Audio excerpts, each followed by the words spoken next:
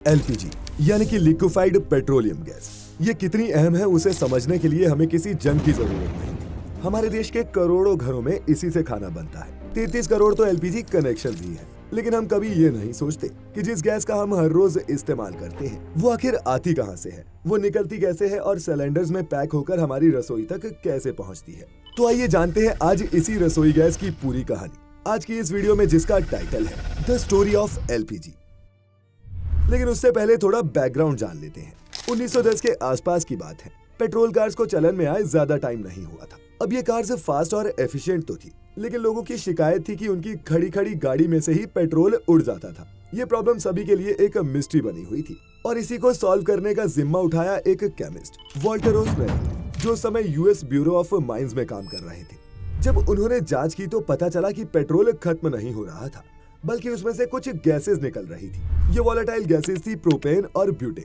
स्नेलिंग ने पाया कि इन गैसेस को प्रेशराइज करके एक स्टेबल लिक्विड में बदला जा सकता है, जो तब के लिए एक बिल्कुल ही नया फ्यूल था। और इसी तरह प्रोपेन और ब्यूटेन गैस को मिलाने से बनी एलपीजी, जिसे आज पूरी दुनिया में इस्तेमाल किया जाता है। इस खोज के कुछ समय बाद ही उन्होंने एक एलपीजी का प्लांट लगा दिया और इस तरह एलपीजी का कमर्शियल लेवल पर इस्तेमाल भी शुरू हो गया। इसीलिए स्नेलिंग को फादर ऑफ एलपीजी कहा जाता है। आज के इस वीडियो में हम बात करेंगे इसके बनने से लेकर हमारे घरों में इस्तेमाल होने तक। और आपको ये भी बता दें कि फैक्टिफाइड पर हम ऐसी इन्फॉर्मेटिव वीडियोस लाते रहते हैं। तो अगर आपको हमारी आज की ये वीडियो इंटरेस्टिंग लगे तो हमारे चैनल पर हमारी बाकी वीडियोस भी जरूर चेक करें और अच्छी लगे तो सब्सक्राइब करे बिना न जाए। कैसे बनती है नेचुरल गैस? अब हमने अपनी ऑयल वाली वीडियो में जाना था कि किस तरह से समंदर में रहने वाले सूक्ष्म जीव मरने के बाद जमीन के नीचे दब जाते हैं और कैसे करोड़ों सालों में ये क्रूड ऑयल और नेचुरल गैस में बदलकर चट्टानों के रिजर्वायर्स में जमा हो जाते हैं। अब नीचे हाई प्रेशर होने के चलते काफी गैस तेल में घुली रहती है, बिल्कुल वैसे ही जैसे एक सील्ड कोल्ड ड्रिंक की बोतल में CO2 गैस लिक्विड के अंदर। लेकिन जैसे ही ड्रिलिंग होती है, यानी कि तेल और गैस निकालने के लिए जमीन खोदी जाती है, प्रेशर अचानक कम हो जाता है और डिसॉल्व गैस बिल्कुल वैसे ही बाहर निकलने लगती है जैसे कोल्ड ड्रिंक की बोतल खुलते ही गैस निकलती है। अब आपको जानकर हैरानी होगी कि पहले इस गैस को वेस्ट समझकर जला दिया जाता था, जिसे फ्लेयरिंग कहा जाता था, क्योंकि तब किसी को ये नहीं पता था कि इस नेचुरल गैस को इस्तेमाल कैसे करें। तो चलिए अब ये जानते हैं कि ये गैस जमीन से आखिर निकाली कैसे जाती है। तो सबसे पहले तो एक ड्रिलिंग मशीन से जमीन में एक बड़ा सा छेद किया जाता है, जिसे वेल बोर कहते हैं। वर्टिकल वेल के बाद जिन चट्टानों में ये गैस फंसी होती है उनमें हॉरिजॉन्टल ड्रिलिंग भी की जाती है, ताकि एक ही वेल से ज्यादा गैस निकाली जा सके।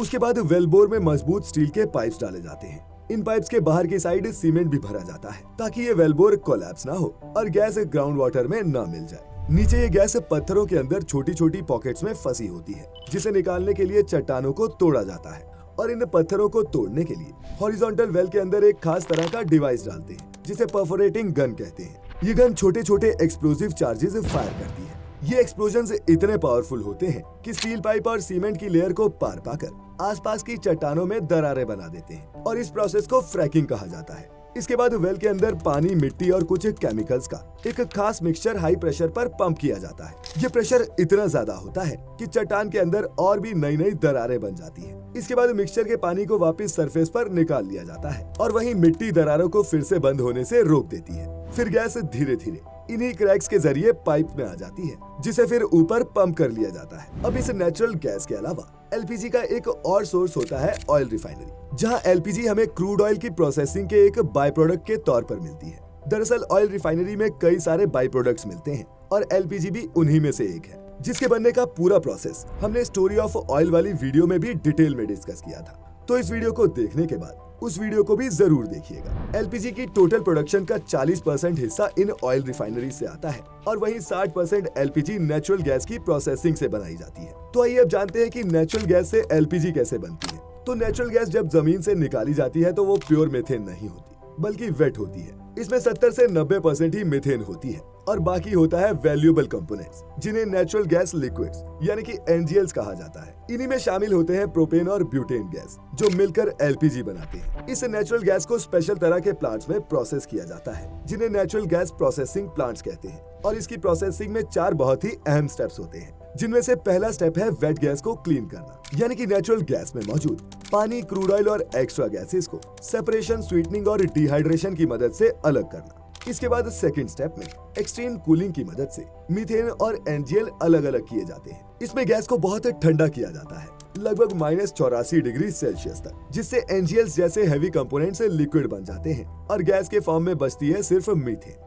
फिर स्टेप 3 में डी प्रोपेनाइजर और डी ब्यूटेनाइजर की हेल्प से प्रोपेन और ब्यूटेन को एनजीएल से अलग किया जाता है। अब प्रोपेन और ब्यूटेन गैस मिलने के बाद होता है स्टेप 4 यानी कि लिक्विफिकेशन, जिसमें इन्हें कंप्रेस करके गैस से लिक्विड बनाया जाता है। क्योंकि लिक्विड फॉर्म में एलपीजी अपने गैस के मुकाबले 250 गुना कम स्पेस लेती है और लिक्विड होने के चलते ही एलपीजी को स्टोर करना, ट्रांसपोर्ट करना और घर तक पहुंचाना पॉसिबल हो पाता है। अब दोस्तों सोच कर देखिए कि एक गैस जिसे कभी बेकार समझकर जला दिया जाता था, आज उसकी कितनी डिमांड है। इंडिया में भी अधिकतर घरों की रसोई में एलपीजी का ही इस्तेमाल होता है। एलपीजी की हमारी सालाना खपत 28-30 मिलियन मैट्रिक टन है। लेकिन सवाल ये है कि क्या हम खुद इतनी एलपीजी बनाते हैं? तो इसका जवाब है नहीं। इंडिया अपनी जरूरत का लगभग 2/3 हिस्सा इंपोर्ट करता है और ये एलपीजी मिडिल ईस्ट के देशों जैसे सऊदी, यूनाइटेड अरब अमीरात, कतर जैसे देशों से इंपोर्ट की जाती है। इसीलिए जब भी मिडिल ईस्ट में कोई कॉन्फ्लिक्ट होता है या फिर कोई शिपिंग रूट बंद होता है तो हमारे चूल्हे की आग ठंडी पड़ने लगती है। आइए अब जानते हैं कि इतनी दूर से ये एलपीजी आपकी किचन तक कैसे पहुंचती है। तो गैस प्लांट या फिर रिफाइनरी में तैयार होने के बाद एलपीजी को इंपोर्ट शिप्स या फिर पाइपलाइंस के जरिए बड़े बड़े स्टोरेज टर्मिनल्स पर भेजा जाता है, जहां इन्हें बहुत बड़े साइज के प्रेशराइज्ड टैंक्स में स्टोर किया जाता है ताकि ये सेफ भी रहे और यहाँ से आगे जाने के लिए रेडी भी। फिर डिमांड के हिसाब से ये ट्रक, ट्रेन या फिर पाइपलाइंस के जरिए बॉटलिंग प्लांट्स में भेजी जाती है, जहाँ बल्क एलपीजी को सिलेंडर्स में भरा जाता है। तो एलपीजी बॉटलिंग में सबसे पहला स्टेप होता है रिसेप्शन एंड इंस्पेक्शन का, यानी सबसे पहले खाली सिलेंडर्स जो प्लांट में आते हैं उन सिलेंडर्स को चेक किया जाता है कि कहीं उन पे कोई डेंट, डैमेज या फिर रस्ट तो नहीं। इसके अलावा सिलेंडर की वैलिडिटी भी चेक की जाती है। अगर कोई इशू मिले तो सिलेंडर को सीधे लाइन से बाहर कर दिया जाता है। फिर यहाँ से पास होने के बाद सिलेंडर की डीगैसिंग की जाती है, यानी कि सिलेंडर के अंदर बची हुई गैस या फिर किसी भी प्रकार की गंदगी को हटाया जाता है। इसके बाद सिलेंडर को फिलिंग के लिए कैराउजल पर भेजा जाता है। कैराउजल एक सर्कुलर असेंबली लाइन होती है जिसमें सिलेंडर भरने के लिए कई फिलिंग हेड्स लगे होते हैं। अब जैसे ही ये सिलेंडर इस प्लेटफॉर्म पर आता है तो एक मैकेनिकल आर्म ऑटोमेटिकली वाल्व से कनेक्ट हो जाती है, जिसके बाद शुरू होता है सिलेंडर में गैस भरने का सिलसिला।